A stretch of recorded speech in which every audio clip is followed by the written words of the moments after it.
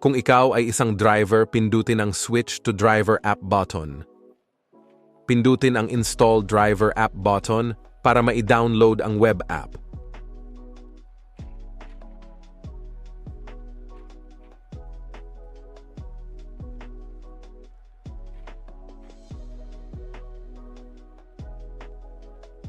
Pagkatapos ma-install, pwede ka na mag-login gamit ang inyong Google account. Para maging isang ganap na GoBro driver, kailangan tapusin at ipasa ang mga dokumento at impormasyon na kailangan. Pumili ng region kung saan ka magdadrive. Ilagay ang group code ng inyong rider team para makapagtuloy ng registration.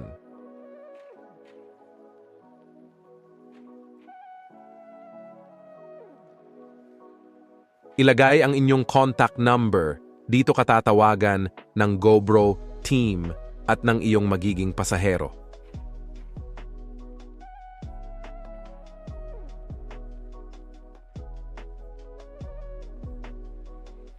Ilagay ang iyong totoong personal information, ang iyong tunay na pangalan, ang iyong birthday,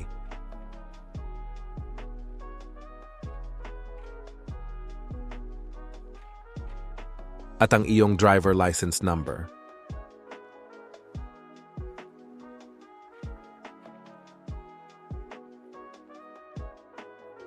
Pumili ng uri ng sasakyan ng iyong gagamitin at ilagay ang valid na plate number nito.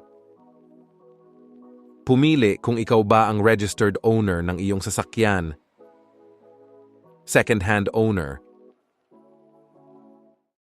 o kaya hiniram mo lang ang iyong gagamitin na sasakyan.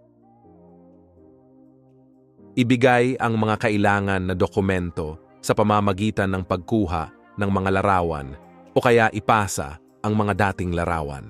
Pagkatapos kunan ng larawan, pindutin ang check button para maipasa ito.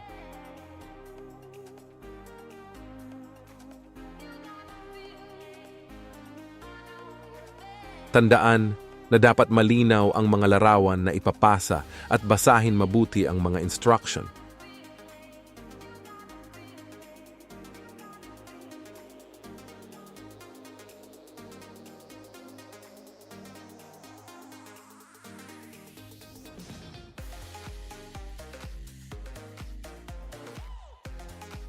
Kunan ng larawan ang likod ng iyong sasakyan at siguraduhin na malinaw at kitang-kita ang plate number at ang sasakyan.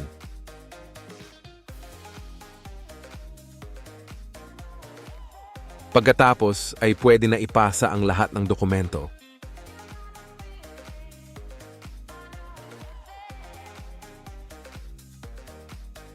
Sa ganitong situation, ay kailangan mong ipasa ulit ang mga dokumento na hindi na-approve ng GoBro team.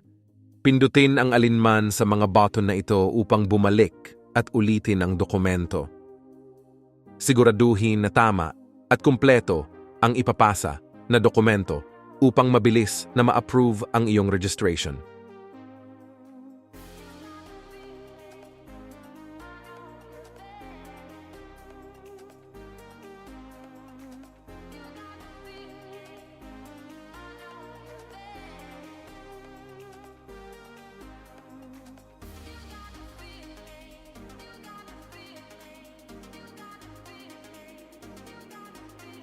Ipasa muli ang dokumento para ma-check ng GoBro team.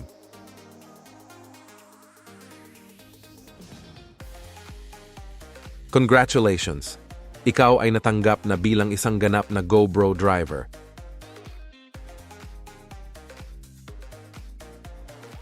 Para makapag-online, pindutin ang button sa kanang bahagi sa itaas.